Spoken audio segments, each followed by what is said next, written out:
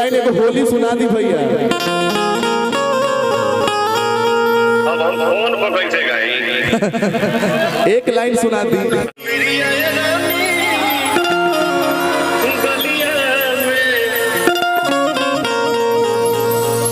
छोड़ के जात बाड़ू जान तू तो बलिया धन हवा धन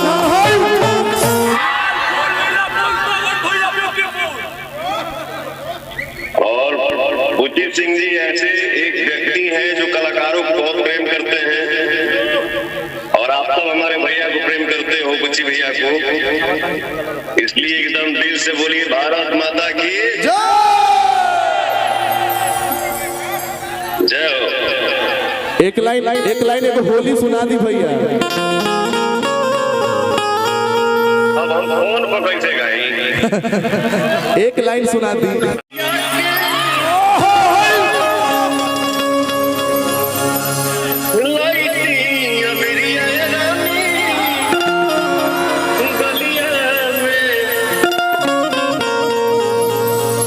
छोड़ के जात बाड़ू जान तू तो बलिया धन हवा धन